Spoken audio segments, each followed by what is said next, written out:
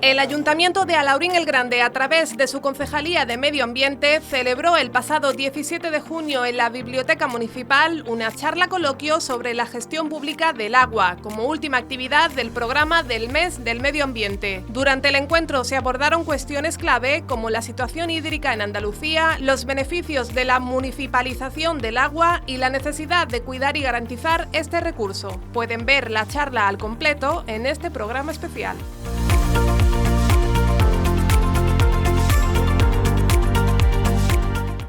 Todo lo que podamos transmitir, divulgar, educar sobre un modelo sostenible, especialmente con el agua, que es nuestro principio vital más importante, es poco, ¿no? Todo lo que podamos educar y hacer pensar.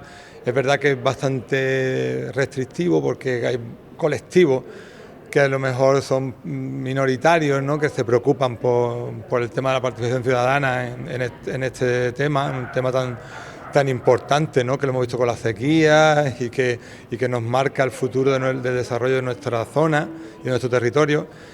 Pero claro, aunque seamos minoritarios, pues lo que tenemos que concienciarnos es que tenemos que hacer más, tenemos que concienciar más. Se hace mucho trabajo en la escuela, pero parece ser que cuando nos vamos haciendo adultos se va disolviendo, va importando menos y se va pensando que es mejor delegar como bueno, el ayuntamiento sabrá o sabrá la Junta de Andalucía y no es problema mío. Y yo creo que hay que transmitir que sí es nuestro problema y que cuando hay participación las cosas se hacen mejor. No podemos dejar a las instituciones solas, hay que estar proponiendo, hay que estar haciendo propuestas, muchas veces hay que estar protestando porque hay propuestas, se puede decir, hidrológicas innecesarias o inadecuadas y hay que lucharlas, ¿no? Yo vengo precisamente a representar eso, de que llevo 30 años ya y he luchado, por ejemplo, contra la presa de Cerro Blanco, que vemos que es un disparate, que nos hace falta. Estoy luchando contra la urbanización que hay encima del llano de Matagallar, en pleno acuífero de Coín, y sigo luchando por esos principios de la cultura del agua y porque hay que hacer reflexionar de que o hacemos planes a futuro, pues en un escenario de cambio climático que tenemos encima nos podemos ver muy apurados, ¿no?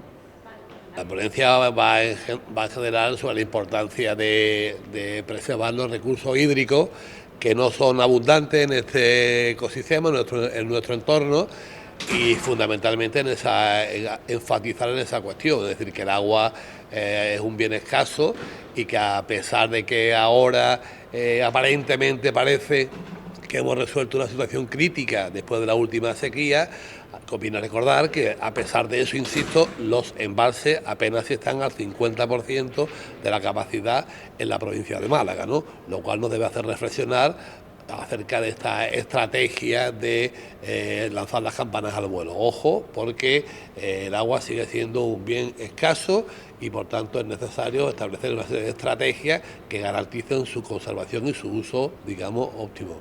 También es fundamental que el conocimiento es fundamental, es decir, la ciudadanía debe entender qué es lo que está pasando, porque es una forma de comprender determinados tipos de actitudes, ¿no?, por parte también de sus gobernantes, ¿no? Hay una cuestión fundamental aquí, y es que efectivamente la mayor parte del gasto, entre comillas, de los recursos hídricos, la mayor parte de la demanda de recursos hídricos proviene de la agricultura. Esto es cierto, ¿vale?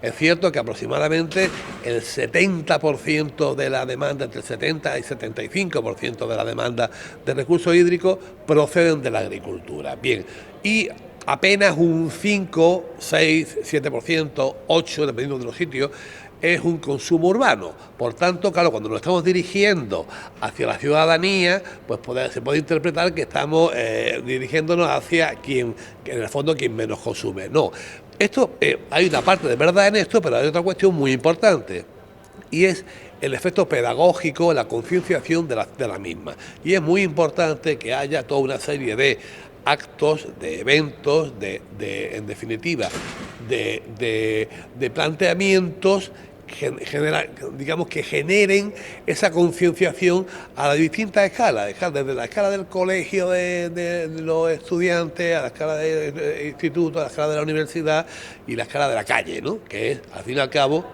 es la que te garantiza toda una serie de actitudes respecto a un problema como es un problema importante como es el derivado de la escasez de recursos hídricos. Bueno, lo principal es señalar que el cambio climático es el verdadero elefante en la habitación y que esto va a suponer un fuertísimo impacto en la gestión del agua. Vamos a ver que toda Europa está implicada en fenómenos extremos de sequía y de inundaciones, que esto va a requerir muchísimas exigencias, por ejemplo en el urbanismo, que el agua no va a consistir solo en traer agua de un embalse o de un pozo hacia tu casa, sino que vamos a tener que crear espacios verdes, donde el agua esté presente, si queremos que seamos una sociedad con ciudades y pueblos amables, y que este reto indudablemente va a requerir mucho capital humano, mucho capital financiero y muchísima gestión. Entre más transparente hagamos el mundo del agua, entre más público y participado, entre más consenso tengamos a la hora de planificar nuestras inversiones, mejor vamos a poder responder en nuestras políticas de mitigación. No solo son importantes, son determinantes. Esto no consiste en una élite de personas que saben cómo se hacen las cosas e imponen al resto un sistema, no. Esto consiste, el agua en la modernidad va a ser un sistema de cogestión, de corresponsabilidad, y sin la participación de las personas que viven en los municipios es imposible tener comportamientos sostenibles. Pues buenas tardes y muchas gracias a todos y a todas por asistir, y también al público que finalmente pues siga esta charla por la televisión local.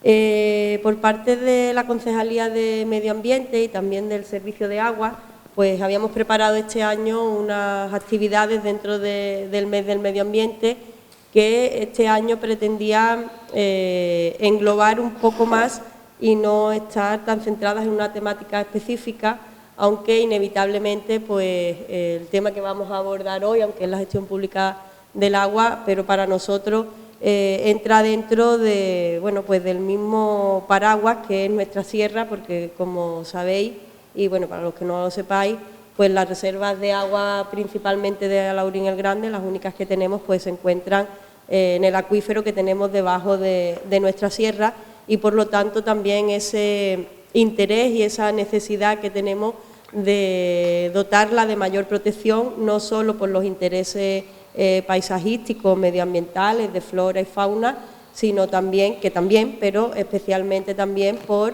esa reserva hídrica que tenemos que proteger y que tenemos que garantizar para el futuro, ¿no?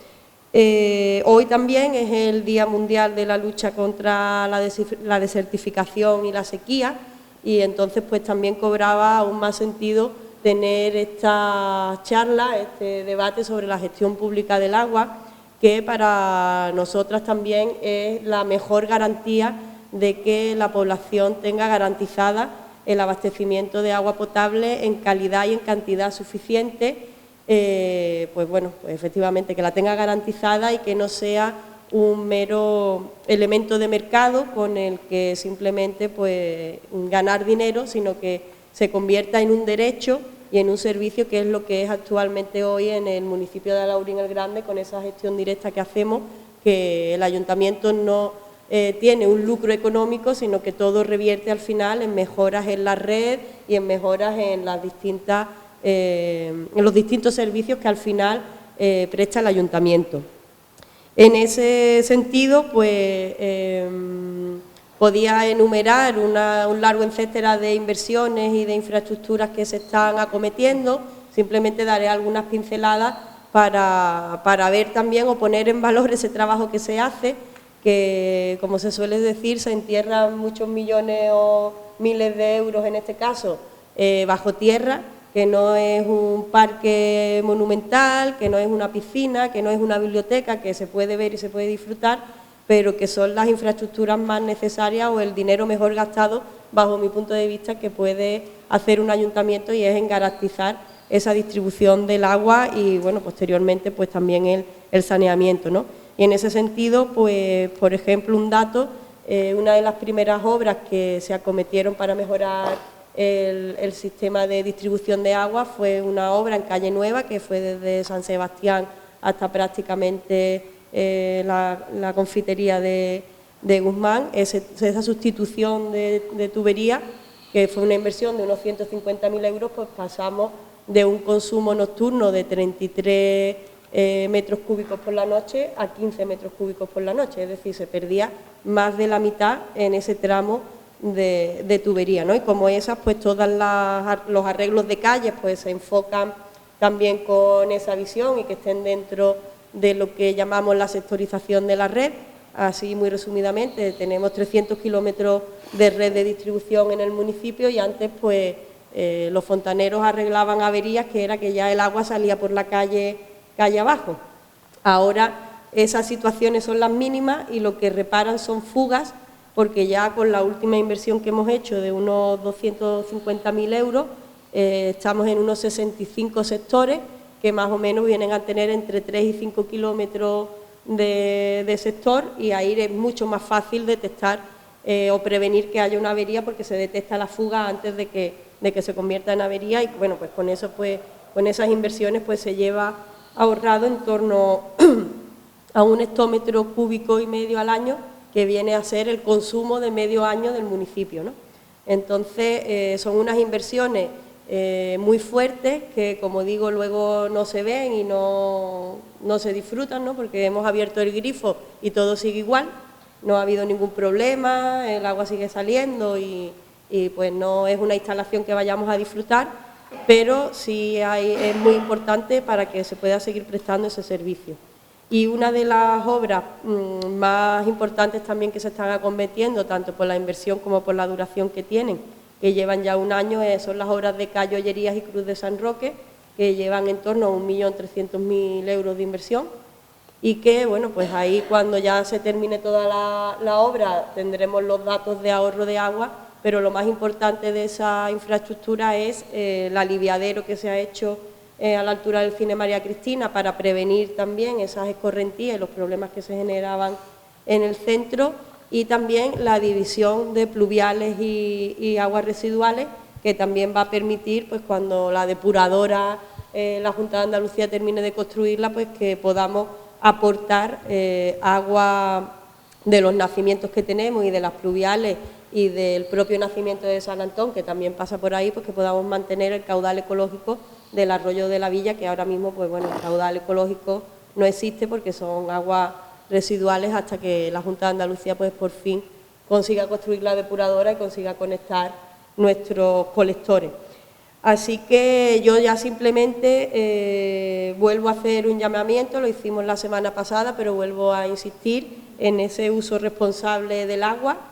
Tenemos la sensación de que ha llovido mucho y que, bueno, pues que ya no estamos en sequía, y totalmente alejados de la realidad quien tenga esa sensación, puesto que la Junta de Andalucía mantiene el decreto de sequía. Nosotros simplemente hemos pasado de escasez extrema a escasez moderada. Eso significa que antes podíamos tener un consumo por habitante y día de 200 litros y ahora de 225. Entonces, que sigamos vigilando ese consumo de agua y que, ya digo, aunque tenemos esa sensación de que ha llovido mucho, para poder recuperar 5 años de sequía y que el acuífero se recuperara, tenían que haber llovido entre 1.200 y 1.400 litros y apenas hemos rozado los 900. Así que también con eso en la cabeza, pues hacer ese llamamiento a ese uso responsable del agua y que miremos por cada gota, porque este año podremos sortearlo con lo que ha llovido, pero como este invierno no llueva, pues el año que viene volveremos a tener problemas. Así que sin más, pues paso a presentaros a las personas que me acompañan hoy aquí. Un placer que estéis aquí con nosotros y que podáis compartir ese conocimiento y que podamos también coger más ideas y mejorar la gestión que hacemos desde, en este caso desde la concejalía.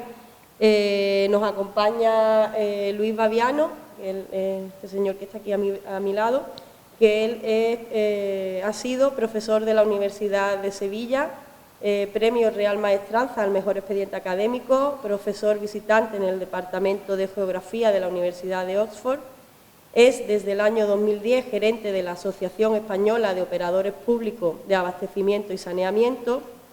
Él se ocupa de lo que es la coordinación de todos los proyectos y, bueno, en los próximos meses pues también anuncio que el Ayuntamiento estará adherido a esta asociación para poder pues mejorar todo el servicio con el asesoramiento que nos puedan prestar y toda la información que ellos ya atesoran. Luis también ejerció, entre otras tareas, como asesor del director general de Agua del Ministerio de Medio Ambiente y responsable del área de Sociedad y Territorio del Centro de las Nuevas Tecnologías del Agua, del CENTA.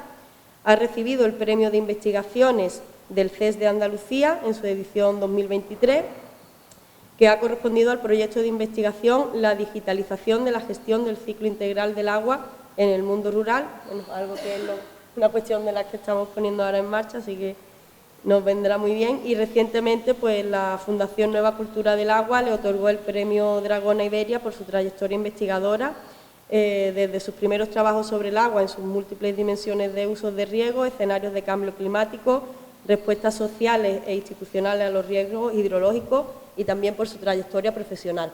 Así que bienvenido y muchas gracias por acompañarnos. A continuación tenemos a José Damián Ruiz Sinoga, que es catedrático de Geografía Física de la Universidad de Málaga.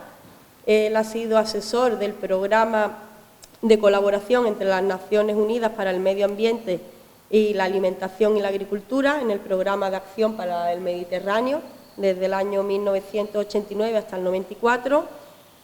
Ha sido también presidente de la Junta Rectora del Parque Natural de la Sierra de las Nieves, desde el 98 hasta el 2001, miembro del Consejo Provincial de Medio Ambiente de la Junta de Andalucía, desde el 95 hasta el 2011, director del Instituto de Geomorfología y Suelos de la Universidad de Málaga, desde el 2012, y académico de número de la Academia Malagueña de las Ciencias desde el año 1990. Así que también muchas gracias por acompañarnos y brindarnos toda la información que atesora. Y tenemos también hoy aquí, nos acompaña Salvador Sánchez. Él es profesor de educación de secundaria en uno de los institutos de Coín. Es activista en defensa del derecho humano a un medio sano y especialmente en la defensa del agua y los ecosistemas acuáticos. Amante del patrimonio ambiental que nos rodea y del patrimonio humano, que trabaja en equipo para preservarlo. Su trayectoria pues, pasa por distintos grupos locales conservacionistas, por la plataforma ciudadana, hasta formar parte de la Junta Directiva de la Red Andaluza de la Nueva Cultura del Agua y tiene mucha experiencia en trabajo colectivo para la conservación y la protección de Río Grande y del acuífero de Coín, lo que le ha llevado a realizar también pues, muchas acciones, entre ellas pues, documentales, revistas, artículos e informes. Además, pues tiene una dilatada experiencia en coordinación y participación asociativa durante más de 30 años. Así que también muchas gracias por acompañarnos y, bueno, falta presentar a Juan José Plaza, que es profesor de la Universidad de Málaga y que hoy pues lo hemos llamado para que nos ayude a dinamizar esta charla y a poder moderarla. Así que muchas gracias a todos y continuamos con el acto.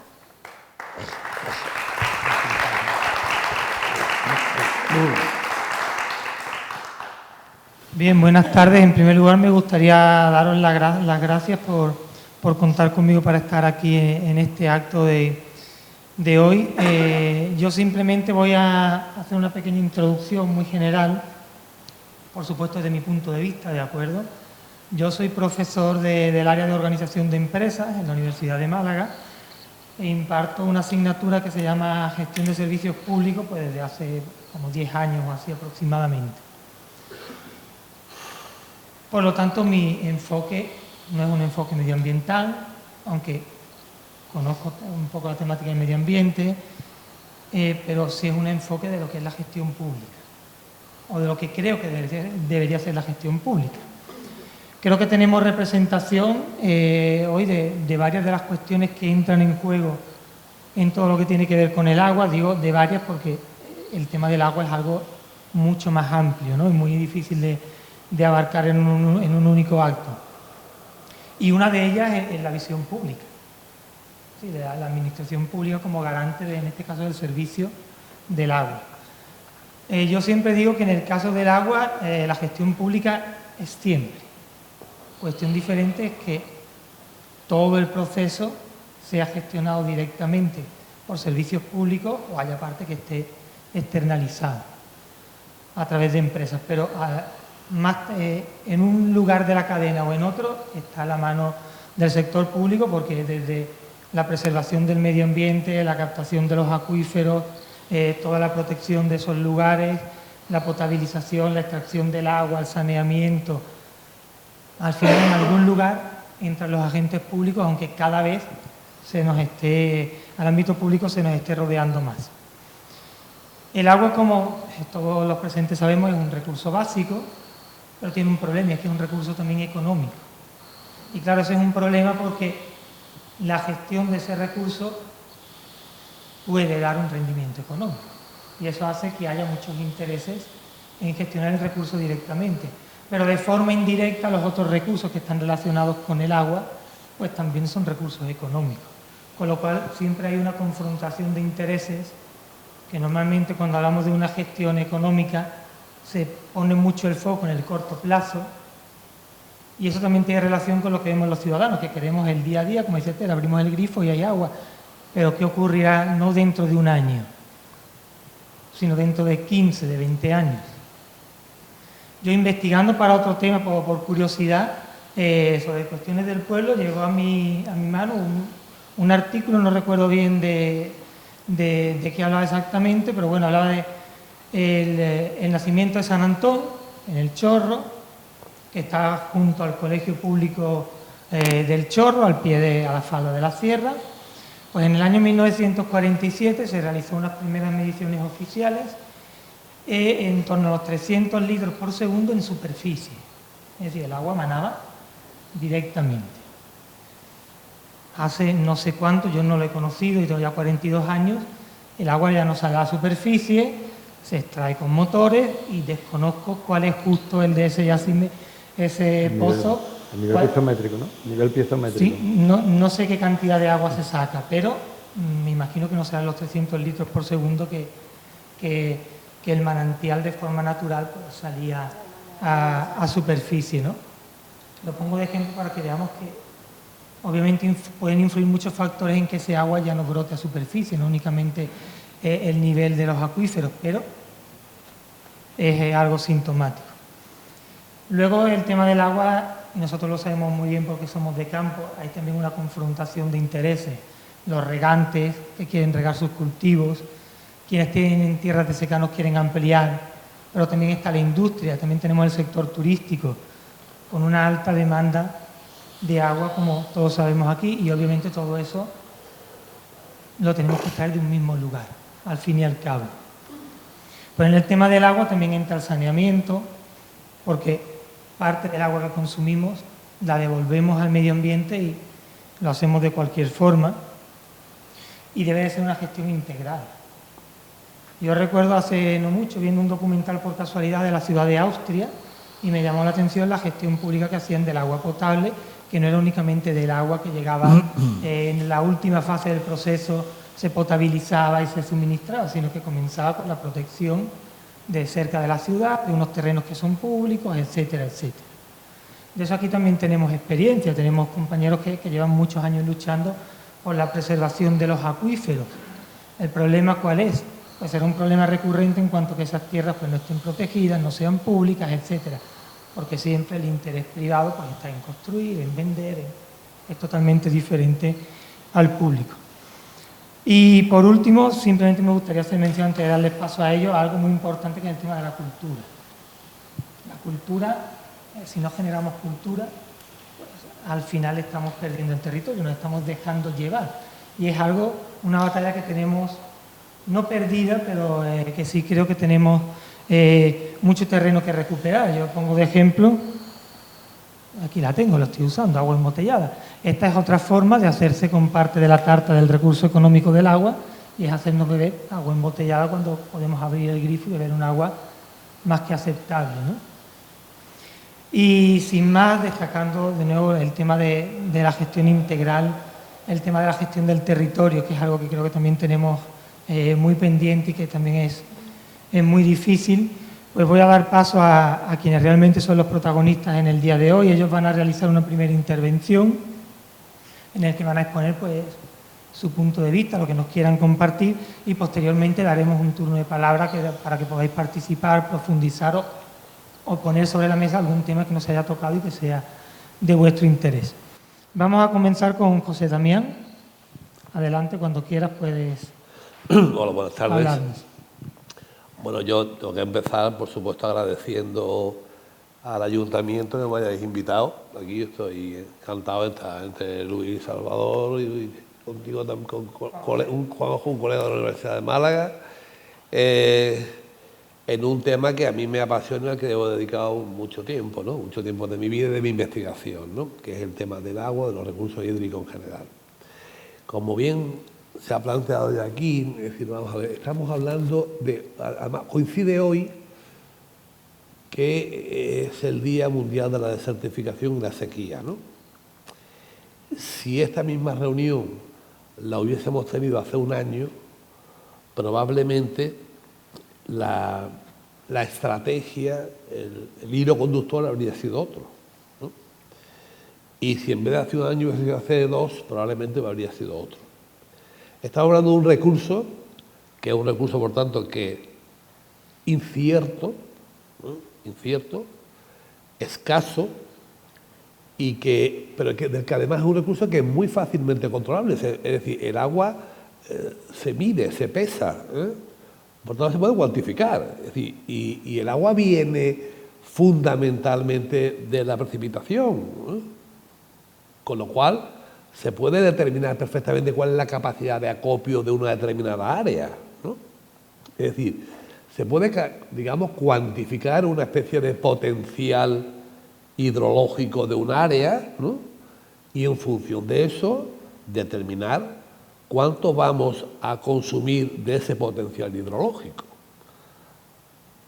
Ojo, lo ha planteado ahora mismo. Es decir, hablaba de un manantial que tenía una capacidad de emisión y ahora no la tiene. Claro, probablemente porque un manantial no es ni más ni menos que el resultado del afloramiento de unos niveles freáticos de agua. Si se consume mucho ese nivel freático, el nivel va bajando, con lo cual el afloramiento, el caudal de afloramiento se va reduciendo considerablemente, hasta que incluso puede llegar, no a que se reduzca, sino a que desaparezca. Eso es así de simple. Es decir, es como si tenemos una manguera con un caudal determinado y empezamos a apretar o empezamos a reducir el aporte de la fuente en donde está conectada la manguera. Llegará un momento que la manguera no echará agua. O si antes de que llegue el agua a donde tenemos nosotros la mano, le vamos pinchando a la manguera. No llegará agua, no regaremos, porque el agua saldrá por otro lado. Bueno, pues estos ejemplos es la realidad el que nos vale bien para hacer una especie de diagnóstico de la situación actual, que no es difícil hacerlo, no es difícil hacerlo. Es decir, insisto mucho en una cuestión, es decir, y hay que plantearla así, y debemos tenerlo todo interiorizado. Vamos a ver. ¿Cuánto llueve? ¿Está lloviendo más o menos que antes? Estamos en una dinámica, hay una tendencia. Pues si hay una tendencia, a lo mejor podemos establecer escenarios, ¿no? Es decir, si cada vez llueve menos, si cada década llueve menos que la década anterior, podemos establecer un escenario. ¿Qué va a pasar dentro de 5 décadas? Por tanto, ¿de cuánta agua podemos disponer, ¿no? ¿Qué está pasando con la temperatura? Igual, está subiendo la temperatura cada año, nos pegamos de sopetón, la noticia de no se recuerda una noche tan cálida como la de no sé cuánto. Es el verano más cálido, pero cuando cada año vamos leyendo lo mismo, quiere decir que estamos en una tendencia, ¿no? Es decir, si cada año no se recuerda una noche más cálida como la de ayer, querrá decir que estamos en una tendencia hacia un calentamiento térmico, y si hay un calentamiento térmico, quiere decir que habrá una mayor evaporación, una mayor evapotranspiración. Por tanto, la disponibilidad de recursos hídricos se va a ir reduciendo. Esto es una cuestión que debemos tener bien clara en este digamos, diagnóstico de la situación, con lo cual el análisis de nuestro sistema hídrico a escala local, a escala de municipio, no es muy complicado. Lo que hay es que abordarlo seriamente. No es muy complicado, es decir, es exactamente de cuánta agua disponemos hoy, de cuánta agua disponíamos hace una década y de continuar en esta tendencia de cuánta agua vamos a disponer dentro de una década, 2 o 3 décadas. Y esa es la planificación. Eso es lo que hay que hacer, es planificar. Planificar y no ir, digamos, a lo loco, ¿no? Y a partir de ahí identificar los usos, es decir, ¿qué queremos hacer? ¿Queremos beber? ¿Queremos regar turistas? ¿Queremos regar aguacates? ¿Qué queremos hacer? ¿Qué queremos hacer? Porque todos es decir, en los márgenes y las cifras que estamos manejando ahora mismo, todo para adelante no se puede llevar. Y eso es la mala noticia que tengo. Pero eso la sabemos todos los que estamos aquí. Todo para adelante no se puede llevar. En esta situación de que hemos salvado un tie-break de una sequía terrible que ha sido inusualmente drástica en alguna zona, especialmente por ejemplo en la provincia de Málaga, la Sarquía, de pronto se han lanzado los calmanas al vuelo, lo ha planteado la concejala.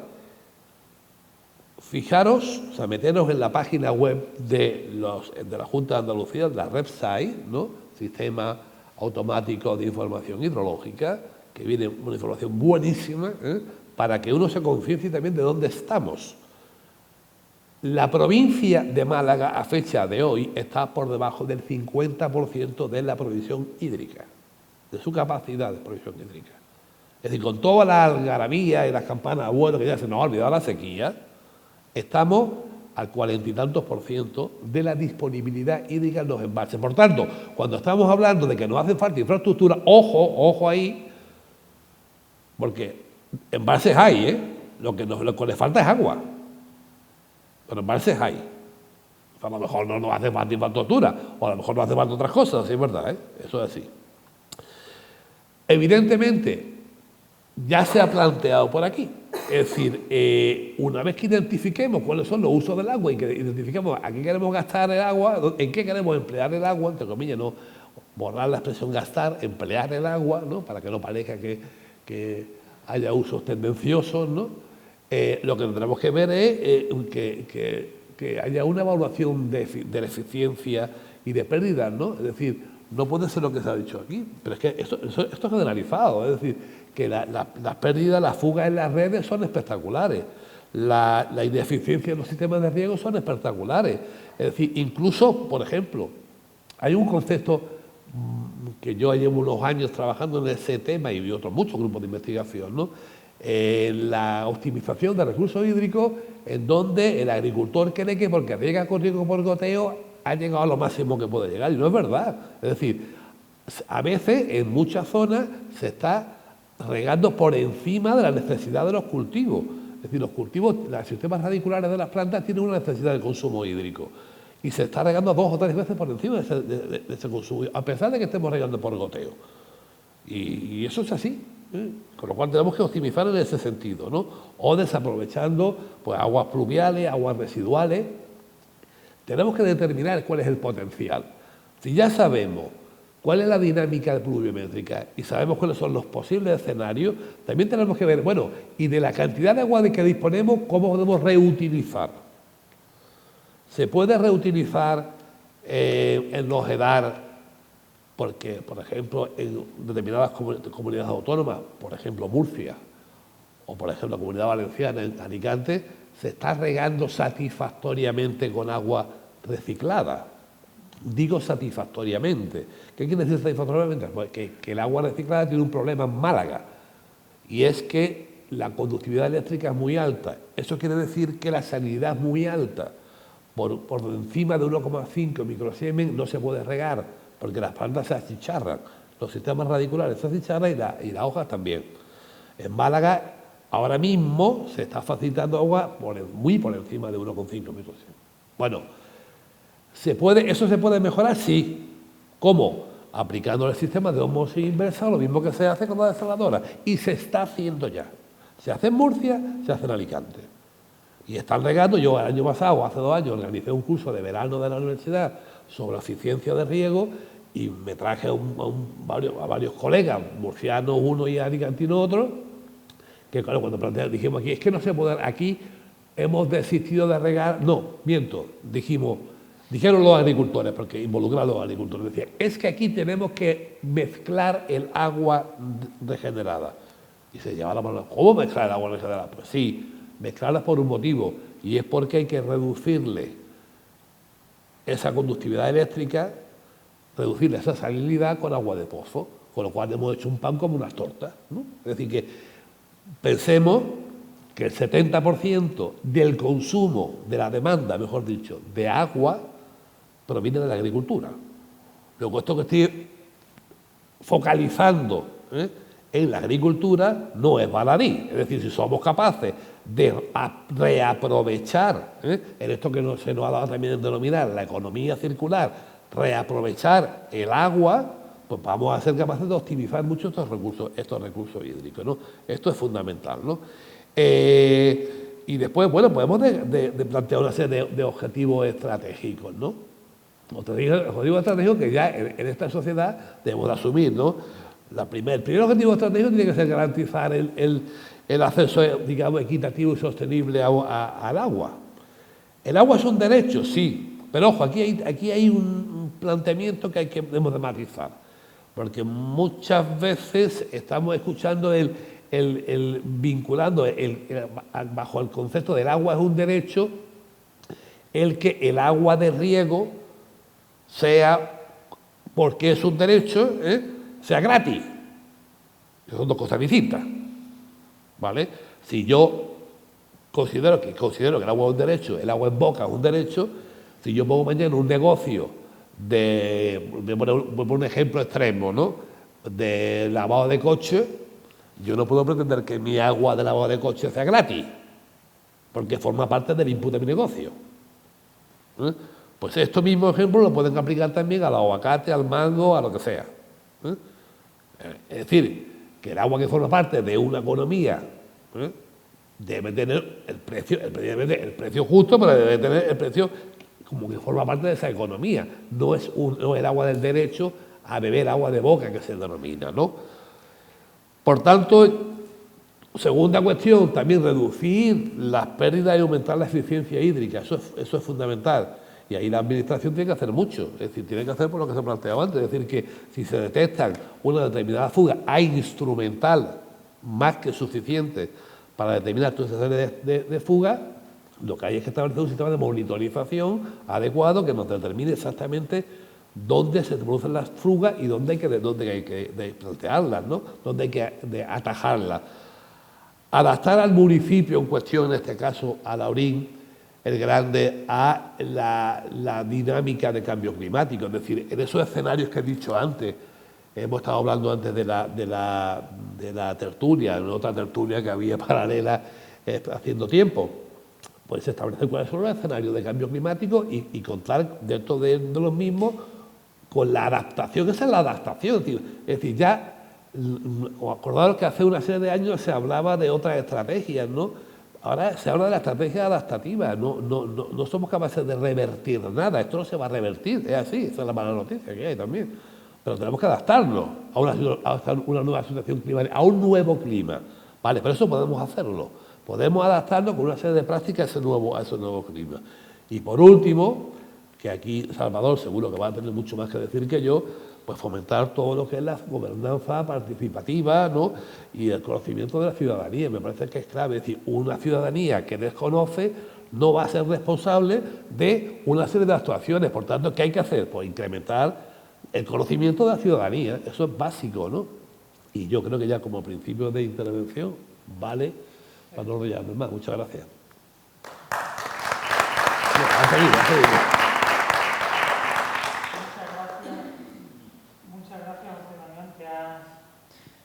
Has cumplido con el tiempo a la perfección. Pasamos ahora a la intervención de Luis, cuando quieras. Bueno, de nuevo agradecer al Ayuntamiento, a la iniciativa, a compartir este espacio con los compañeros que en otro espacio ya he tenido oportunidad de estar con ellos y debatir con ellos, coincidimos. Es verdad que hay poca pluralidad porque coincidimos en el 99.9% del análisis, ¿no? Y no es malo eso, pero es verdad que quizás meter a gente que piensa diferente nos ayude también a ver cuáles son los argumentos, en qué tenemos razón, en qué podemos aprender. Yo creo que esa pluralidad es necesaria siempre. Hoy es Día Mundial de la Sequía y la Desertificación, y siempre, un día como hoy, conviene recordar que esto no va solo de público-privado, esto va sobre todo de localizar cuáles son nuestros grandes problemas y cómo podemos responder a esos grandes problemas. Desde mi punto de vista, el verdadero elefante en la habitación es el cambio climático. Cuando hablemos de gestión del agua en estos momentos, es imprescindible hablar de esta situación. Esta gráfica es una gráfica donde el mundo científico coincide perfectamente, ¿no? Cómo vamos evolucionando en términos de subida de grado. Hay un consenso generalizado en el mundo científico que el cambio climático tiene una subida de temperatura clave y que el origen de esta subida de temperatura, eso es lo vital, el origen, son las emisiones de CO2 y la cultura fósil que sin duda ha facilitado el desarrollo de muchísimas cosas, pero indudablemente nos va a dejar esta herencia. Hay también buenas noticias, es decir, los científicos lo que no saben son los impactos que esto tendrá en el futuro. Y no lo saben no porque haya opiniones diferentes sobre el mundo de los impactos, sino fundamentalmente porque los impactos dependen fundamentalmente de las acciones que tomemos ahora para mitigar y adaptarnos al cambio climático. Y eso es una buena noticia. Estamos a tiempo de hacer cosas diferentes. En el cambio climático se tiene que hablar de tres factores. Indudablemente mitigación, y nuestras políticas activas tienen que estar encima de la mesa. Tenemos que hablar de adaptación. Indudablemente, si no hacemos mitigación y no hacemos adaptaciones adecuadas, vendrá la realidad que es el sufrimiento. No hay otra situación. Cuando hablamos de cambio climático en el mundo del agua, hablamos de sequía y fenómenos extremos, inundaciones. Y a veces la sequía y la inundación son breves en el tiempo. Son dos caras de la misma moneda. Este es un mapa de 2020-2022 de situaciones de países que han vivido sequía. Como veis, es muy generalizado,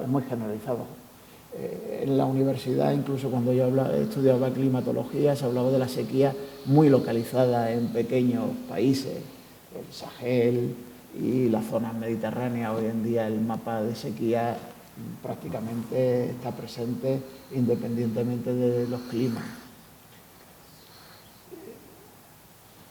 Os he vuelto a decir que hay un consenso y se toman medidas de tipo política, económica, cuando se habla de cambio climático. Sin embargo, cuando se habla de cambio climático, y es obvio que es necesario, fundamentalmente se habla de, por supuesto, de la reducción de CO2 y de una serie de incentivos en torno a esa reducción. Y de tal manera que cuando hablamos de cambio climático siempre sale la palabra transición energética. Hay un sinfín de paquetes de medidas, muchas veces exitosos, otras veces no exitosos, en torno a esta cuestión. Por ejemplo, yo me puedo comprar, si tengo renta, un coche deportivo y lo puedo encontrar de las mejores marcas y lo puedo encontrar su versión eléctrica. Y se me puede incentivar. Los gobiernos suelen incentivar esa compra a pesar de mi renta. Y también lo incentivan pues permitiéndome aparcar sin que me cobren. Es decir, existen muchísimas medidas económicas y fiscales en torno a esa cuestión. Y seguramente son necesarias. Sin embargo, el vector agua es el vector que más está sufriendo en estos momentos el tema del cambio climático. Y hay muchísima inacción, muchísimo desincentivo, muchísima pasividad para asociar al cambio climático a la necesidad de transición hídrica. Es imposible tener un proceso de adaptación y mitigación del cambio climático sin que el agua ocupe un eje central en la planificación global, europea, regional, local, en torno a las cuestiones relacionadas con él. De hecho, la principal medida que como asociación pedimos siempre es la misma, que el agua ocupe un eje fundamental en las políticas de nuestras ciudades, de nuestras regiones y de nuestros estados. Como veis, el cambio climático ya está afectando en sequía a 3 de cada 4 personas en este año. El famoso Atlas que recientemente se ha presentado son un 29% más frecuente que en las últimas décadas. No hay ninguna región en el mundo que sea inmune a la sequía. De hecho, si cogéis a día de hoy el principal satélite que tiene Europa dedicada al clima, os daréis cuenta que en su análisis el mapa de sequía lo sitúa muchísimo más en estos momentos en el norte de Europa que en el sur de Europa, quitando pequeños focos mediterráneos que son bastante usuales, como por ejemplo Málaga o el Segura. Pero no es si veis un foco, veis que en estos momentos Finlandia, Suecia, Alemania, Inglaterra tienen problemas de producción agraria en torno a sequía. Yo creo que el periodo del 22 es un periodo muy fácil de analizar de cómo en Europa se generalizó la sequía y muy pocas veces se habló. El satélite da esta situación. Prácticamente toda Europa está en sequía. Y precisamente los países en rojo que más estaban sufriendo esa sequía no eran los tradicionales mediterráneos, sino que por primera vez Países Bajos estaba debatiendo en torno a la sequía, o Alemania estaba debatiendo en torno a la sequía. El sur de Francia estaba hablando de sequía. El norte de Italia, que tiene más relación con Heidi que con la Sicilia, donde se producen las manzanas, donde el mundo es de nieve, de verde, etcétera, etcétera, estaba sufriendo una importante crisis de sequía que llegó a aprobar leyes de estado de emergencia en toda la Emilia-Romagna y en todo el Subtirol. El invierno en Italia dio imágenes como esta, que son los canales de Venecia completamente vacíos. El año hidrológico en esas mismas regiones se acabó entrando el ejército, pero esta vez para rescatar a gente por inundación. Ámsterdam es conocida en el mundo, los holandeses siempre dicen que el mundo lo hizo Dios menos Holanda, que lo hicieron los holandeses. Y no les falta razón en el sentido de que la mayoría del territorio holandés fue una conquista a terrenos drenados. Su principal política hidráulica ha sido siempre el bombeo, la gestión de los drenajes. En este año, la primera vez que Holanda, muchas ciudades y pueblos se les estaban cayendo las casas porque el subsuelo estaba completamente seco por causa de la sequía. De tal manera que el gobierno tuvo que poner por primera vez en la agenda políticas de mitigación en torno a sequía. Alemania, ese mismo año, convivió de nuevo sequías e inundaciones. El Rin, muchas veces el agua la tenemos asociado al consumo, sin embargo también en gran parte de Europa son auténticas vías de comunicación y de transporte. El Rin es uno de los grandes mecanismos de transporte de mercancías de toda Europa, igual que es el Garona en Francia. Prácticamente se paralizó las 2.000 embarcaciones que tenía asignadas para transporte ese año. Y ese mismo año pasó una de las grandes tragedias de muerte por inundaciones en la Baja Sajonia. Con lo cual, la gestión de sequía tiene que estar aparejada con la gestión de las inundaciones. Lo que pasó en la inundación de Alemania, pero es que en España pasó hace poco, desgraciadamente, sabemos las muertes de la Dana en Valencia. 2 días antes, la Confederación Hidrográfica del Júcar estaba declarando la situación excepcional por sequía extraordinaria. El cambio climático va a ser fundamental la situación de ingobernabilidad. Si no tenemos presente que el cambio climático supone borrar una foto fija, tener soluciones imaginativas a nuevos problemas, difícilmente vamos a poder adaptarnos de una manera eficaz a esto. ¿Por qué traigo esta situación y esta preocupación? Porque realmente el cambio climático supone tener que repensar cómo tenemos que gestionar el agua en nuestros pueblos y nuestras ciudades.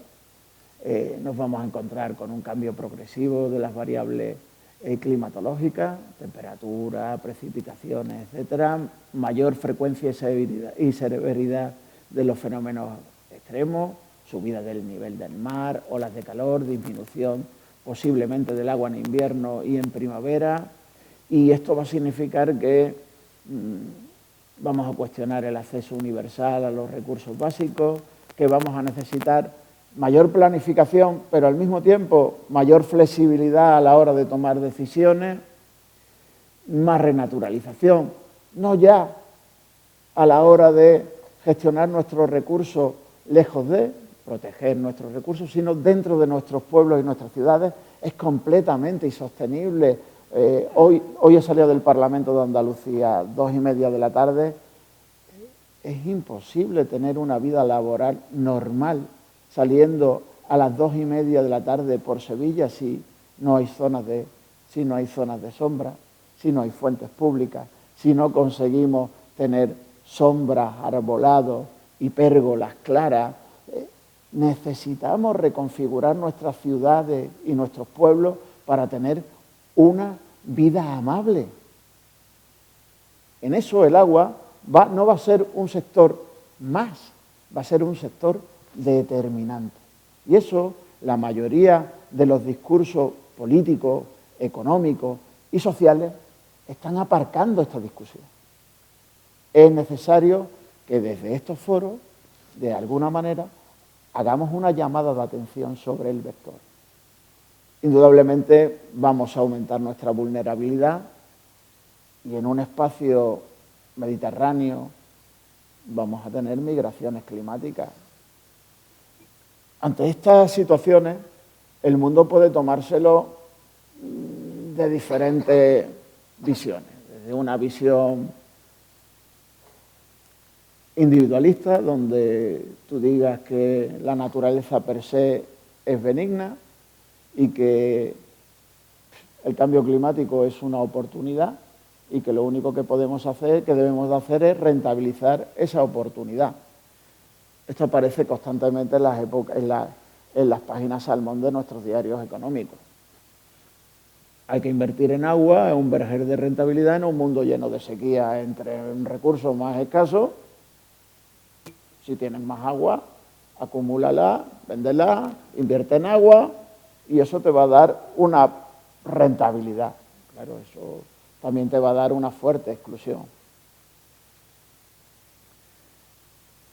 Generalmente las personas que vienen del mundo académico, y yo también vengo de ese mundo, generalmente somos muy jerárquico, y hablamos de que la naturaleza es perversa, pero también es tolerante, y que lo que tenemos que tener muy claro son esos umbrales de determinación de las causas y buscar sus soluciones, es decir, una respuesta ingenieril, una respuesta climatológica, de climatólogo, y en medida de un riguroso estudio científico podemos tener medidas de adaptación y mitigación claras. Eso, indudablemente es cierto en estas situaciones. Tenemos al fatalista que de alguna manera dice, da igual, esto ya es insostenible, carpe diem, hágase lo que se haga, aquí ya no vamos a tener soluciones, ¿no? Y finalmente tenemos una situación igualitaria en la que la naturaleza es efímera y lo que tenemos que hacer es pisar suavemente la tierra. Tener medidas bastante de protección sobre la tierra. Indudablemente tampoco le faltan, en un mundo de fuerte estrangulamiento de la naturaleza, de fuerte estrés natural, no le faltan tampoco razones a esta visión. Con lo cual, al final, si vamos a una situación de tomarnos en serio el mundo del agua, vamos a tener que conjugar todos este tipo de visiones y de llegar a fuertes consensos, nos gusten o no, en estas opiniones, ¿no? En este sentido, nosotros desde AEOPA creemos que es necesario crear observatorios, foros de planificación en torno al agua, donde lo importante no es ya las medidas que tomamos, sino los fuertes consensos que logremos hacer en torno a esto. Es importante que hagamos marcos de co-creación porque la adaptación va a requerir modelos de fuerte participación y de fuerte consenso. Y en esa situación vamos a tener que debatir sobre cómo adaptarnos a las olas de calor, de cuál es nuestro modelo de ciudad y de cómo podemos consumir menos. Para ello,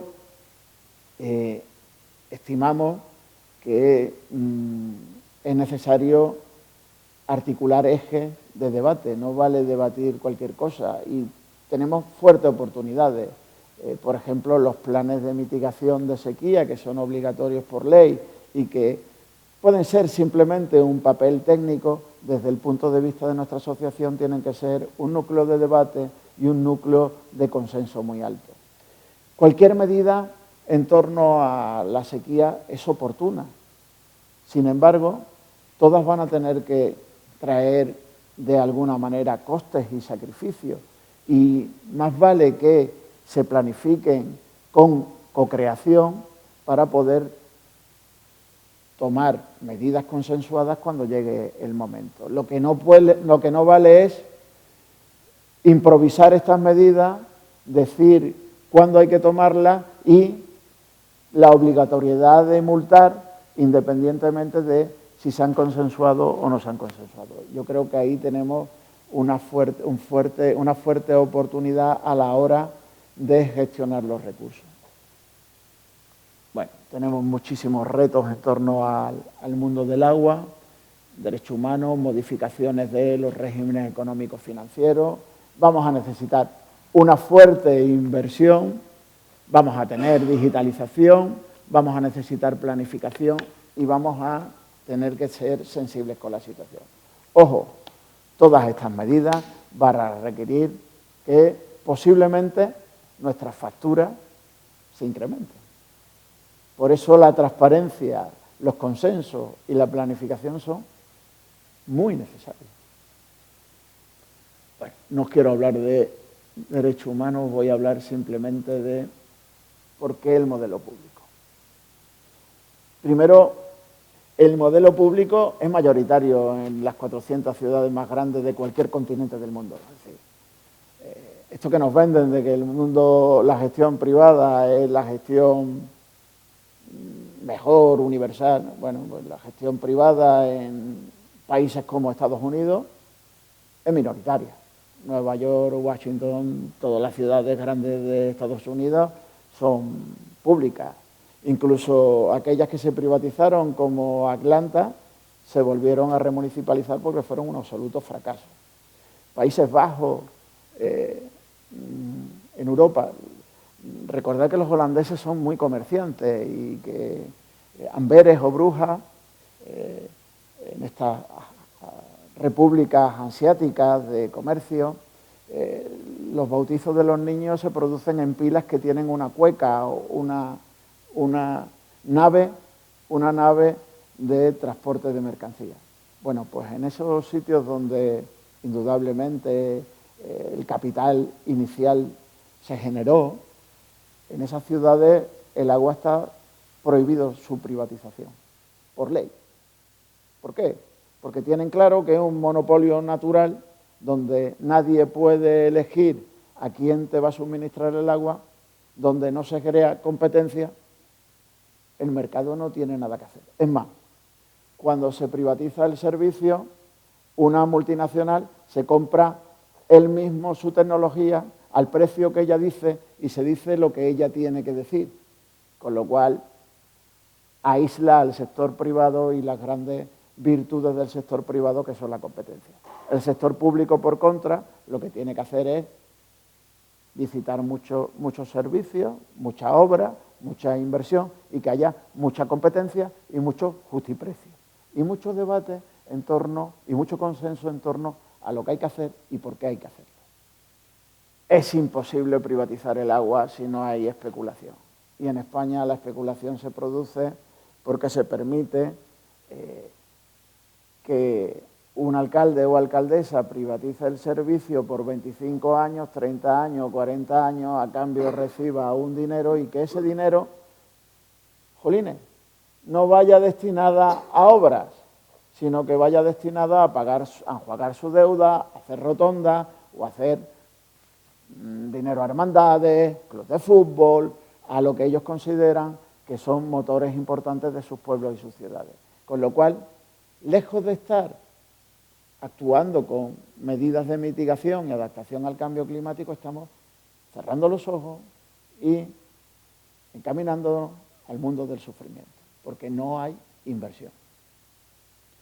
Hay continuos casos donde se incumplen los contratos. Conclusión, aunque el ciudadano medio está bastante más sensibilizado que hace décadas sobre el mundo del agua, de hecho, en ciudades como Sevilla hemos pasado del consumo de 170 litros persona día a prácticamente consumir 106 litros, estamos en una situación impresionante. Si veis los datos oficiales de pérdida, es decir, de lo que es la responsabilidad de la gestión, cada vez hay más pérdidas. ¿Por qué? Porque hay desinversión. De hecho, la patronal del agua reconoce que el 41% de las redes de distribución en nuestro país tienen más de 30 años. Con lo cual vivimos en un sistema especulativo donde no es nada adecuada para gestionar ese elefante que tenemos en la habitación. Bueno, os iba a hablar del mundo rural porque el mundo rural tiene un problema aún mayor. Si la desinversión es fruto también de la especulación, en el mundo rural se suma con una absoluta precariedad en las finanzas municipales. Con lo cual, mientras que una ciudad como Sevilla o Málaga, el dinero de la recuperación del agua debe de ir a tarifa, en un mundo rural donde no existen depuradoras, donde las pérdidas de red superan el 50%, de hecho el estudio de la Diputación de Málaga señala que en 21 pueblos menores de 21 habitantes el consumo superaba el 40 y el 50% en la mayoría de los municipios. Esto significa que no solo se pierde agua, sino que se pierde energía, se pierde tratamiento, es decir, estamos tirando no un vino, sino estamos tirando un vino de Jerez, por hacer el símil. no se puede tener una política coherente con el mundo rural si, uno, no se le dota de planes e inversiones hechos por otras instancias, no puede salir solo del bolsillo de los ciudadanos, y al margen de eso, al mundo rural también se le debe exigir mecanismos de adaptación y gobernanza propios del mundo rural. Y esto requiere también nuevas formas de corresponsabilidad. Y nada, muchísimas gracias.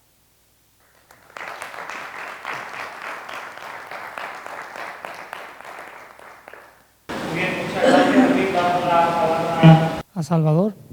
Sobre todo, bueno, vengo a exponer que es la nueva cultura del agua, ¿no? que ya tiene más de 25 años, que al final es una corriente que nace del mundo académico y del activismo, se puede decir, por poner orden o por poner un poco de cordura, ¿no? en esto del agua, de que lleva mucho tiempo sin hacerse bien, que realmente pues tenemos que pelear seriamente por la gobernanza, ¿no? Es decir, ahí pongo gobernanza de agua pública. Hoy el debate sobre todo estaba en torno al agua pública. Yo vengo también a exponer que la participación ciudadana es vital, es decir, para tener un buen agua pública, como ya ha dicho Luis y demás, es imprescindible ese coloquio, ese diálogo, ese continuamente participar.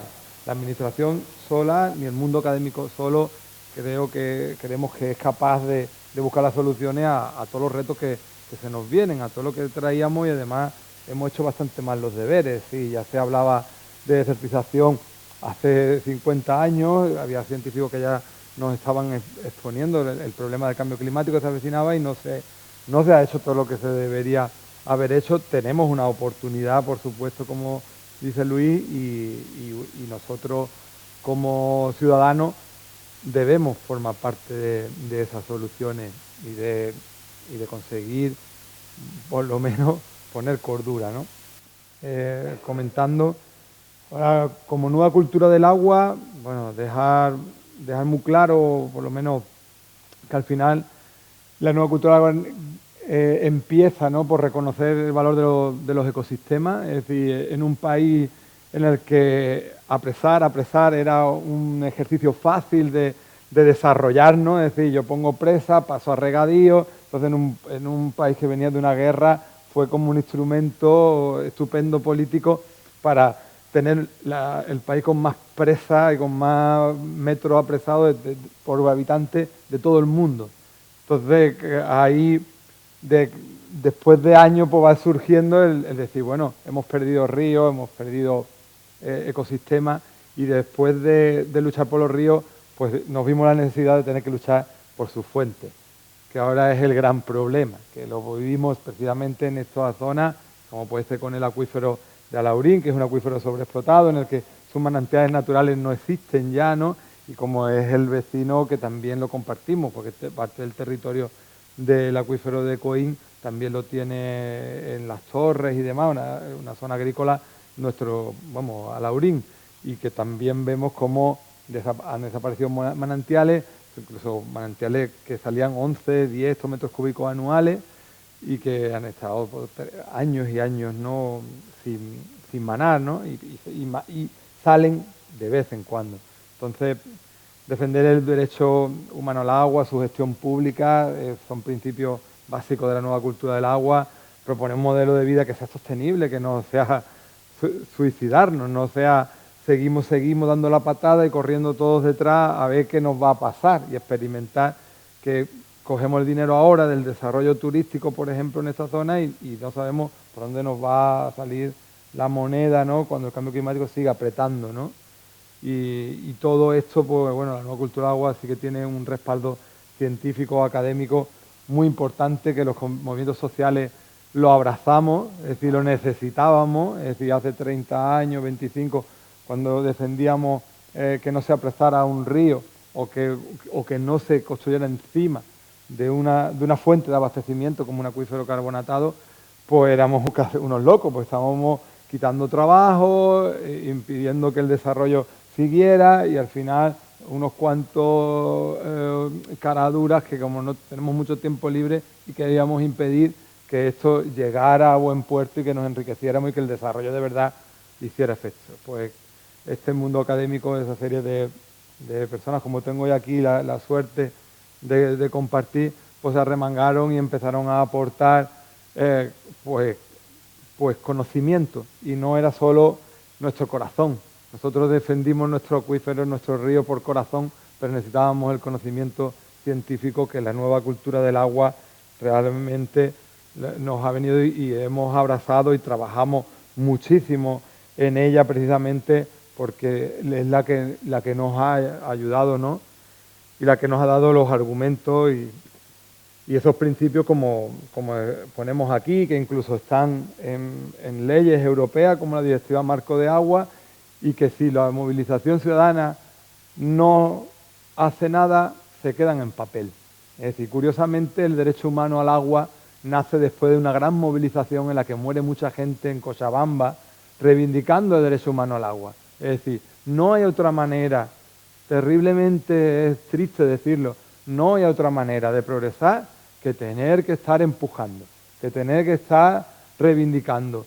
Ningún derecho, es decir, no dejaron de maltratar a los negros en el sur de Estados Unidos porque les gustaba, porque lo vieron necesario, sino porque hubo gente que tuvo que poner la sangre, que tuvo que poner el tiempo, que tuvo que poner la dedicación. Y esto no es comparable al sufrimiento que he puesto, pero sí puede ser una vía, como ha dicho Luis, vamos a sufrir por el agua. Entonces es momento de saber que nos jugamos mucho y de que tenemos que empezar a gritar fuerte y a seguir reivindicando de todas las maneras ese principio de sostenibilidad, por ejemplo, que se defiende, gestión de los ecosistemas acuáticos, es decir, que el agua, para tenerla, para vivirla, tenemos que preservar esa fuente, y tienen calidad si sabemos preservarla. Si tenemos un acuífero aquí en Alaurín el Grande, que es esa joya, se puede decir, carbonatada de esa sierra, si no la cuidamos, si pusiéramos encima obras que la contaminen, pues bebería Alaurín agua contaminada. Es decir, es que es de cajón y no hay que probar a ver qué pasa. Hay que decir contundente que gestionar es decir, el ecosistema, y no solamente es el río que lleva a los peces y los árboles, sino que es esas tripas de la tierra, esas piedras que también nos hablan, si sabemos escucharlas, de cómo funciona. Y tenemos el conocimiento científico para saber cómo funcionan. Lo grave es no querer escucharlo. Lo grave es no querer hacer caso. Lo grave es creer que hacer caso a ese conocimiento científico es parar el desarrollo, ¿no? Entonces, los acuíferos, como ponía ahí, son mucho más que depósitos de agua. Como dice Pedro Arrojo, son obras de ingeniería natural. Y nosotros debemos, todos nuestros pueblos en esta zona, somos pueblos nacidos de acuíferos, pueblos nacidos del agua. Y nuestras montañas, ese juego que hacen, son las que nos dan de beber. Y el agua no viene de Grazalema, ni viene de donde no podemos hacer lo que nos dé la gana. No, viene de nuestras montañas. Y es la que llueve. Y si no llueve, no la tendremos. Entonces, es muy importante preservarlo. El principio de racionalidad económica y recuperación de los costes, como lo comentaba Luis, es decir, lo que tú consumas, tú lo debes pagar. Y cómo no, el principio de precaución, es decir, gestionar el agua realmente con la peculiaridad que tiene el territorio. Dios mío, si nosotros tenemos sequía, no podemos estar jugando nada que, bueno, vamos a ir al Vaticano a rezar a ver si llueve. No, vamos a hacer las cosas bien, vamos a planificar bien, vamos a saber hasta dónde podemos sacar o hasta dónde podemos explotar, hasta dónde le podemos dar uso, hasta dónde podemos reutilizar. Entonces, y después, cómo no, el principio, no podemos contaminar, no podemos deteriorar. Sin agua no somos seres, es decir, no vivimos, somos el 75, el 78% de agua.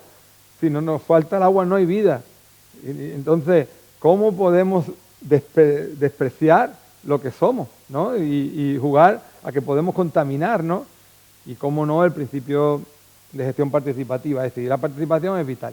Yo muchas veces, bueno, soy profesor de educación física, a veces me siento un intruso a lo mejor muchas veces sentándome contando, porque es verdad que tengo algo que contar, tengo una gran experiencia en participación ciudadana, no tengo grandes conocimientos académicos como mis compañeros, pero nos conjugamos y yo creo que es la manera y tenemos que vernos que somos complementarios y todos tenemos que trabajar por una nueva cultura del agua, todos y cada uno de nosotros, ¿no?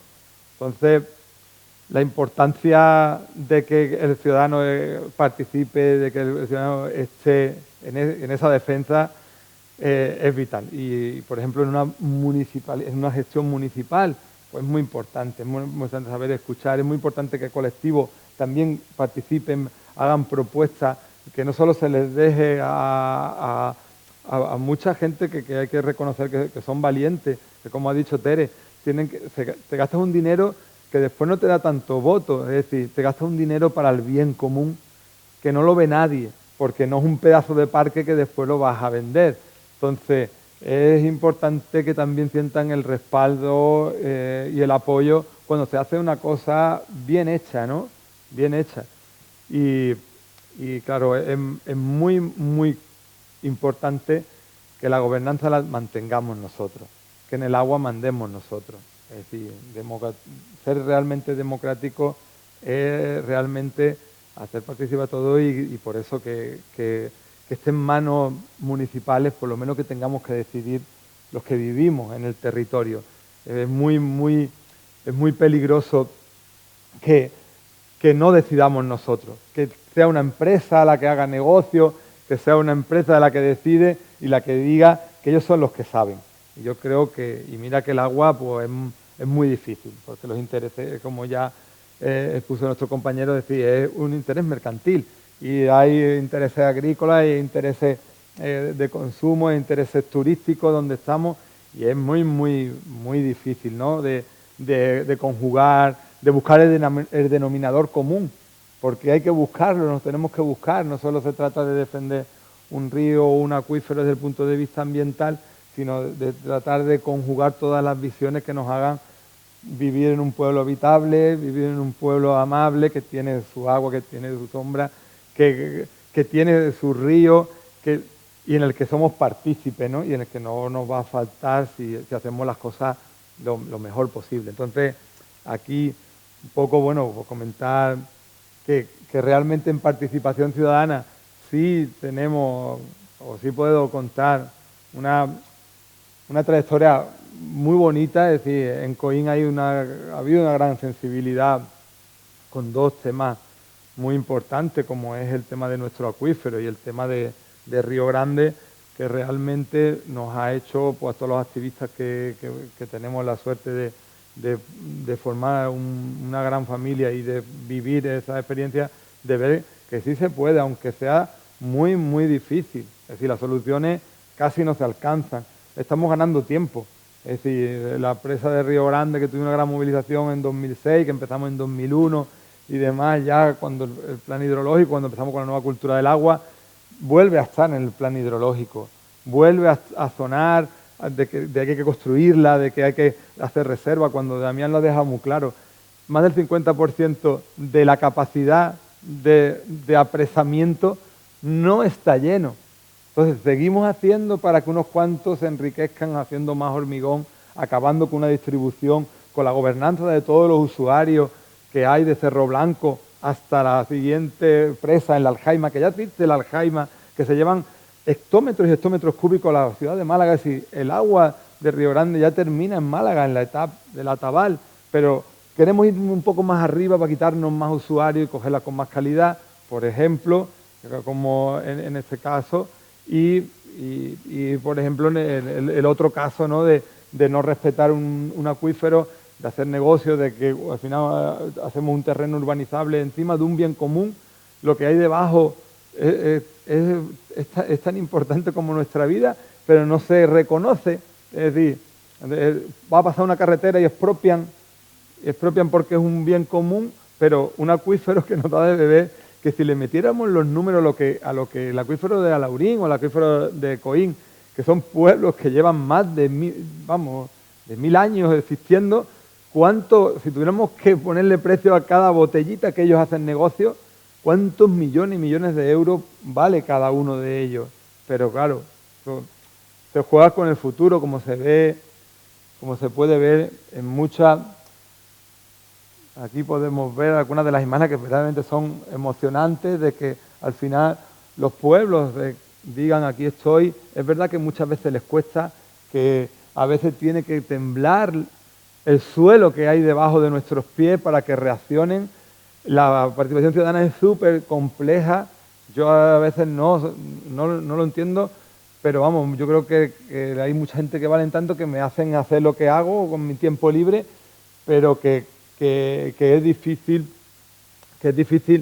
de que se reaccione.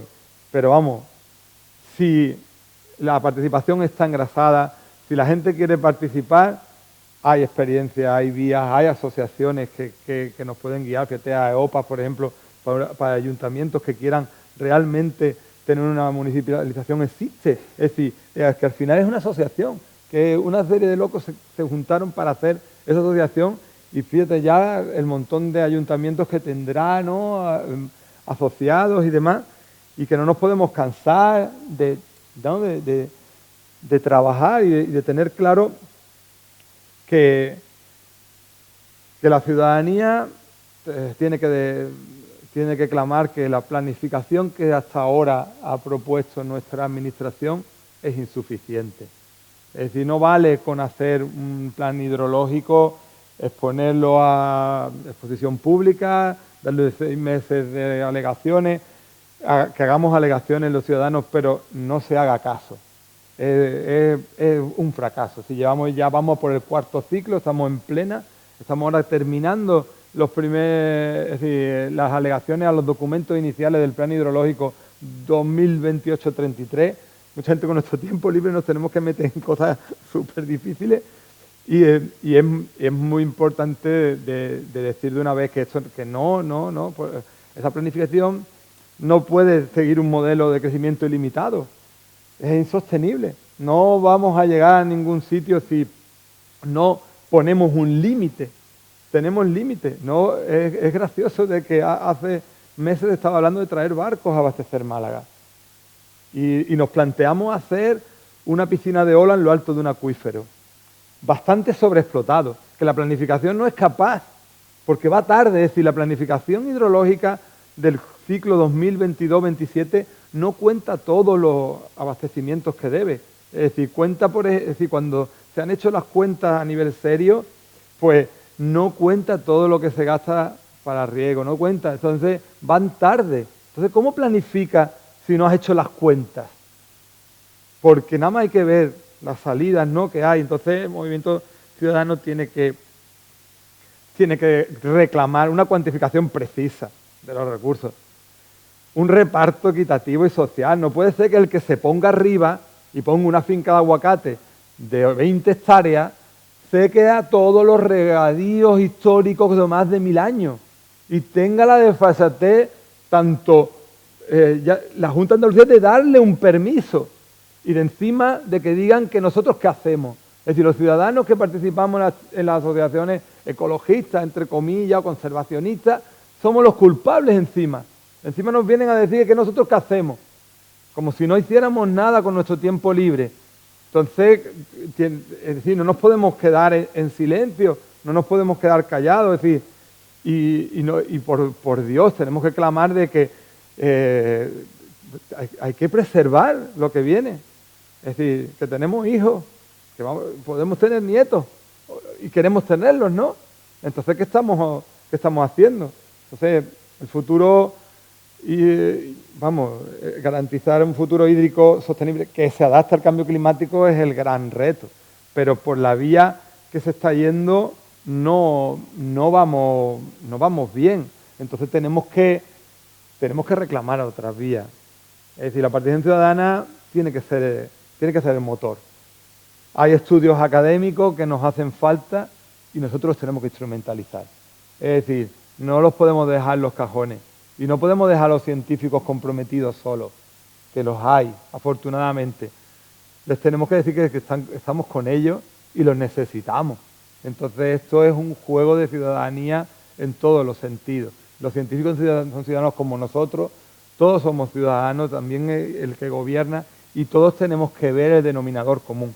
Y no podemos mirar para nada a otro lado, no podemos mirar, este problema es nuestro.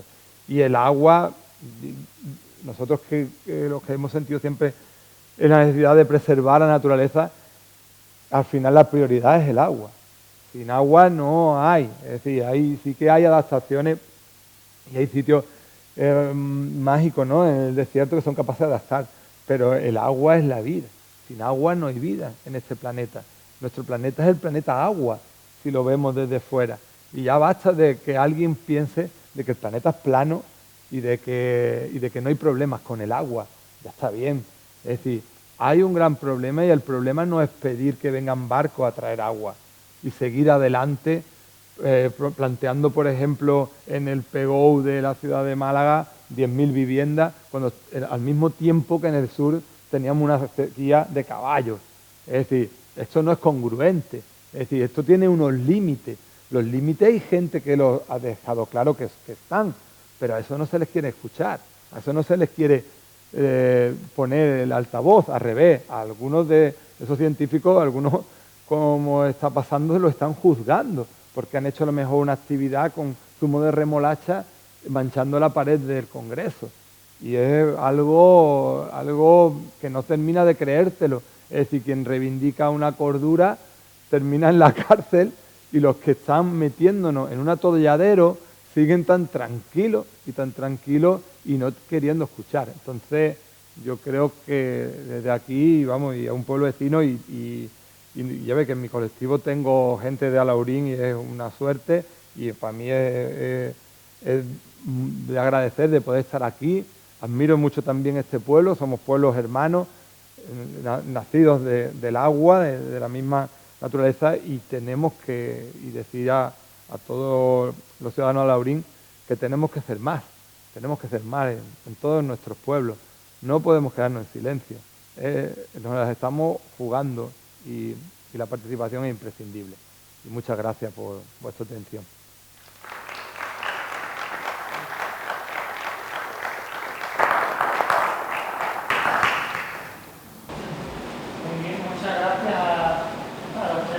Participación. Si os parece, vamos a abrir un turno de preguntas o de participación, más que de preguntas en general.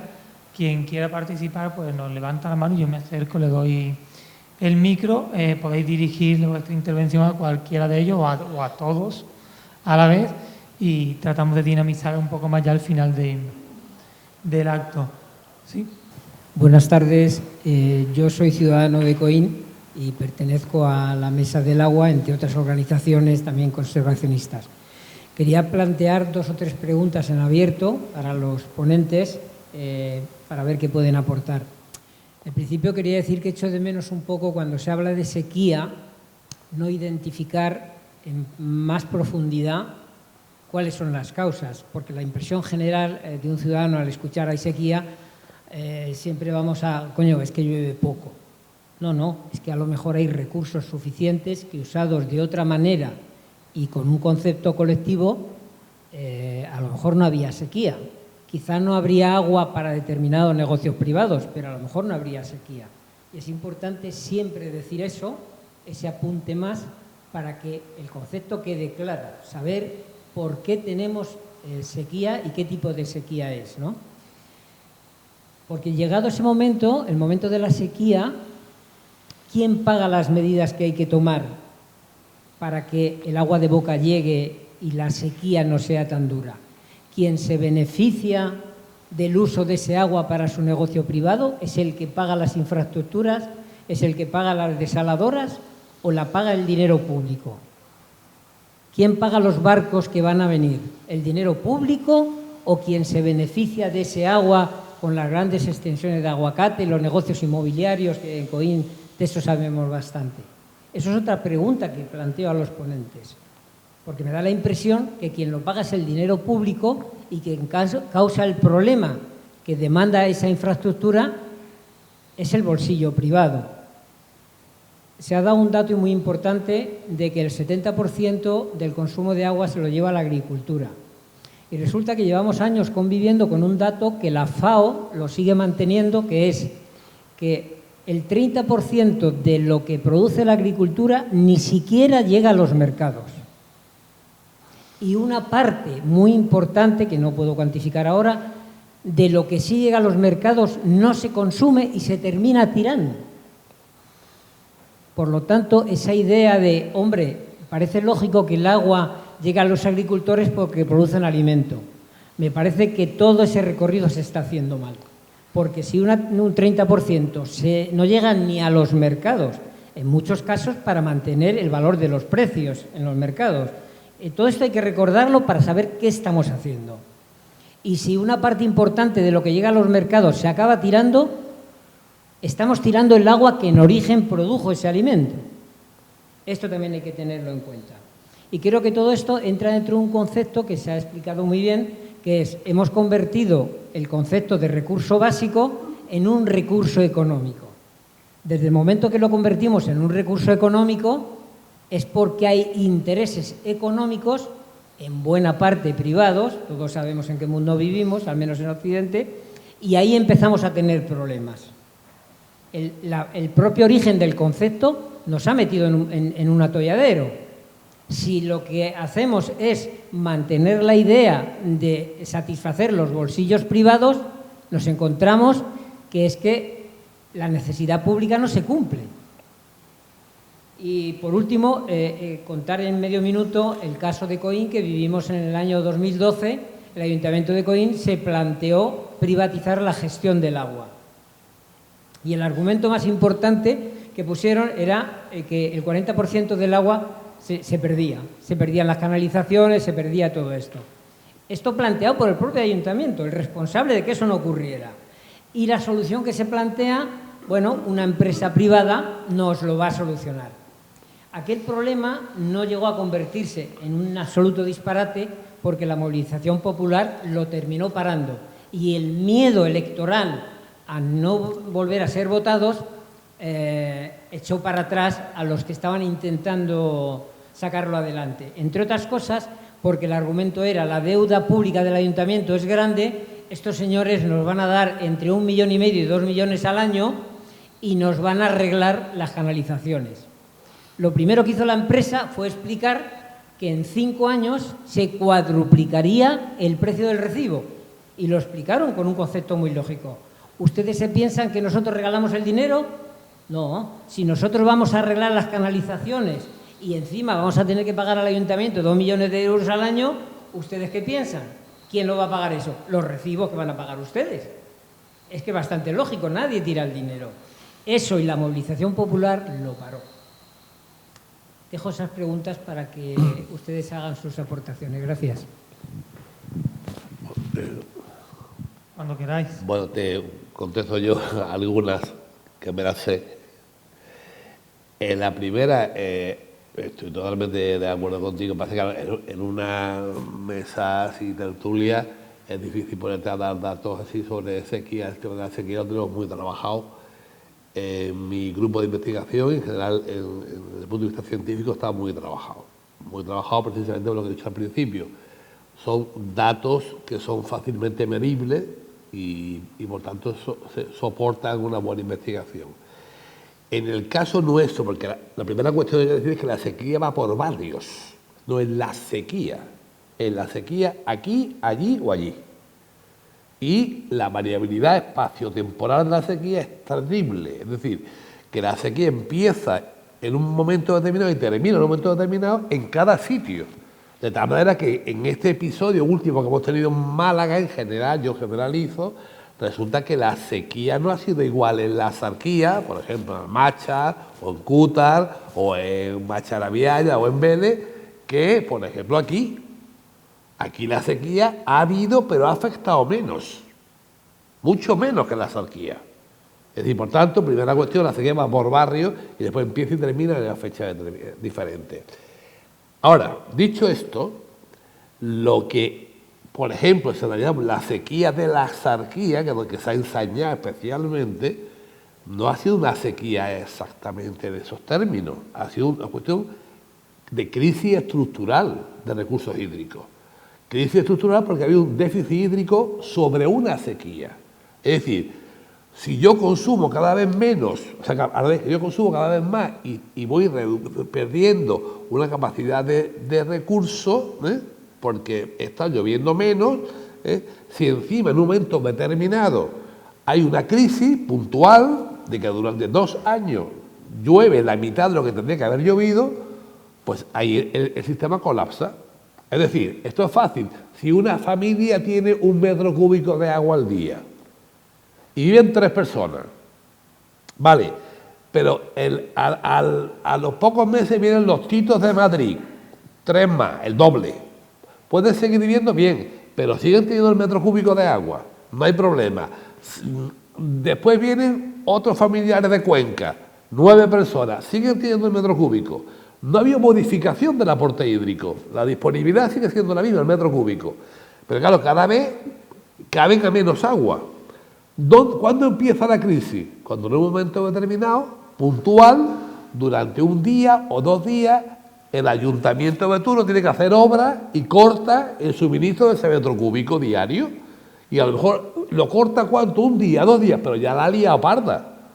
¿Por qué? Pues porque la disminución cada vez ha ido a menos, ha habido una demanda de recursos que se ha ido incrementando, el recurso seguía siendo lo mismo, pero en un momento determinado, ¡plaf!, se corta por una situación crítica.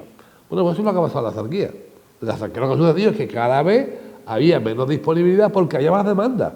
Porque, lo he dicho de aquella manera, sin dar muchos datos, pero es que la superficie de aguacate se ha multiplicado por 3. Pero es que no ese es el problema, que es un problema bien gordo. Es que hemos establecido como estrategias de adaptación al cambio climático, desde el punto de vista agrícola, una barbaridad, como es poner en regadío cultivos que han sido durante toda la vida de Dios de secano. Por ejemplo, el olivar. De tal manera que en la provincia de Málaga se ha multiplicado por 6 la superficie de olivar en regadío en los últimos 25 años, lo que va de siglo. Eso es una barbaridad. Oiga, es que el olivar precisamente era un cultivo absolutamente adaptado a condiciones séricas. Y lo hemos puesto en regadío, eso lo hemos hecho dependiente del agua, por estar involucrado en esa dinámica comercial, ¿no? Claro, hay una PAC, todo es susceptible de ser explicado, ¿no? Pero esa es la realidad. Pero también, por otra parte, si comparamos la superficie urbanizada de año 2000 con la superficie urbanizada de año 2025, nos llevamos las manos a la cabeza. Simplemente hay por ahí una imagen que a mí me gusta usar mucho, porque además la tenéis en vuestro ordenador cuando llegáis a casa, que es el mapa lumínico, mapa lumínico actual, de ayer, y el mapa lumínico lo podéis comparar, porque es un histórico de hace 20 años. Y veréis el Valle del Guadalhorce, la luminosidad. Ahora, cuando pasa satélite por la noche y hace la foto, y claro, las casas, las luces, generan una respuesta espectral, y la que generaba hace 25 años. Veréis lo que ha pasado. Esos son cientos y cientos y miles de personas que demandan agua. Es decir, la urbanización esa ha sido espectacular. Entonces, claro, por eso he dicho antes, tenemos que decidir si queremos regar aguacate, regar olivo, regar turistas. Eso es así, es decir, se llama planificación. Y de ahí tenemos que tener bien claro hacia dónde queremos ir, ¿no? Porque para mí es una estrategia fundamental. Y yo creo que lo que hay que fundamentar todo es una planificación adecuada, esa es la clave. Nada más. Bueno, yo me tengo que ir, lo siento mucho. Deciros simplemente, el gran problema que tenemos, las sequías existen, son climatológicas y existen. Cuando coinciden sequías con escasez, pues se producen crisis hídricas. Pero la mayor crisis hídrica que vivimos es que somos ilógicos en la gestión de la sequía. Todos, absolutamente todos como sociedad, solo nos acordamos de la sequía cuando hay medidas de restricción. Mientras tanto, el problema del agua no existe. De tal manera que gestionamos lo que denominan los científicos el ciclo hidroilógico del agua. Nos despreocupamos Cuando notamos que nos falta, entramos en pánico y decimos auténticas barbaridades. Ya no importan los costes, solo importan las medidas de oferta, etcétera, etcétera. No se buscan consensos, solo se buscan eslóganes y luego cuando empieza a llover empezamos otra vez a despreocuparnos. Y eso es lo que nos ha pasado en el mundo agrario y en el mundo urbano. Y nada, muchísimas gracias, lo siento mucho. Muy igual. Bien, como gracias Luis por la participación. Como José Damián también se tiene que ir en breve, si os parece, Salvador quería vale. Yo me voy. intervenir antes de cerrar el acto. Yo no tengo que coger, iba a coger el micro y no soy tan experto, es verdad que ellos ya lo han dejado claro, de que hablan mucho de sequía y de escasez y de déficit hídrico. Está claro que si tú no planificas bien, entonces lo pasas mal. Nuestro ejemplo, en nuestros dos pueblos, por ejemplo, que hemos tenido la suerte de tener acuíferos, nos ha demostrado los acuíferos de que tenemos una joya natural que te permite superar la sequía. Si has hecho una buena gestión, ahí tienes como un ahorro, hay una capacidad de reserva de la que hemos estado tirando y de la que hemos tenido muchas menos penalidades que otros pueblos que realmente lo han pasado bien mal, pero claro, lo que hay que saber planificar, hay que determinar en qué se está gastando, qué agua tenemos, y esos números hay que hacerlos y no se quieren hacer. Por ejemplo, en nuestros municipios claramente no se quieren hacer. Se prefiere crear incertidumbre, no saber cuánto, ni se está gastando, ni cuánto se saca, ni cuánto queda, incluso pensar que el agua viene desde muy lejos para creer que es inacabable. Entonces es muy importante de que la sequía la vamos a tener cada vez más severa, y lo dice el cambio climático, y lo que tenemos que tratar de hacer los deberes para que no tengamos escasez, sino que esas reservas que tenemos hagan su función preservándola y debiéndola cuidar, ¿no? Nada más. Muy bien, bueno, pues vamos a dar por finalizado el acto. Gracias por vuestra participación, por la asistencia, a los invitados también por estar aquí con nosotros esta tarde. Creo que todos hemos aprendido de conceptos que no controlamos y creo que en general nos puede quedar una idea clara, y es que es fundamental el cambio de cultura, de principios, de valores y de objetivos comunes para tomar las decisiones que nos lleven a poder enfrentar el futuro, no únicamente a nosotros, sino también a las generaciones venideras, como ha dicho el compañero con anterioridad, lo cual es aún más importante por la propia responsabilidad que ello nos lleva. Pues nada más, muchas gracias, buenas tardes y espero que os haya resultado de interés. Bueno, pues hoy cerrábamos con esta actividad el Día del Medio Ambiente, con distintas actividades que había previstas para todas las edades, desde los más pequeños con las actividades que se organizaron el 5 y el 6 de junio con los colegios, con esa ruta nocturna que era también para todas las edades, que se celebró el fin de semana pasado, y hoy culminábamos con esta charla, con estas ponencias sobre la importancia de la gestión pública del agua. Para nosotros era importante estas jornadas porque entendemos el servicio público de la gestión del agua como de vital importancia para garantizar ese abastecimiento de agua a la población, y también porque queríamos ofrecer esos distintos puntos de vista y poder afinar más en la gestión pública de nuestro ayuntamiento. Por lo tanto, hoy con esas aportaciones que nos han hecho desde AEOPA, desde la Universidad de Málaga y desde los movimientos sociales, salimos más reforzados en esta gestión pública que se está realizando desde el ayuntamiento. Sabemos y también compartimos que se ha puesto encima de la mesa esa necesidad de financiación también por parte de otras administraciones para poder culminar esas reparaciones en la red de abastecimiento y reducir paulativamente las fugas, junto con ese trabajo que ya se viene haciendo de sectorización y de formación al personal y en inversión de la digitalización y los materiales necesarios para esa detección de fuga y reducción por lo tanto, de ese consumo de agua. Y también un elemento muy importante que hemos empezado a trabajar, que es esa concienciación ciudadana y esa participación, que será de vital importancia para conseguir una gestión pública imbricada en las necesidades de la ciudadanía y que en un futuro pueda satisfacer las necesidades y los retos que vengan de la mano de los ciudadanos y de las ciudadanas, que puedan compartir pues los retos y las soluciones que tengan que plantearse en un futuro.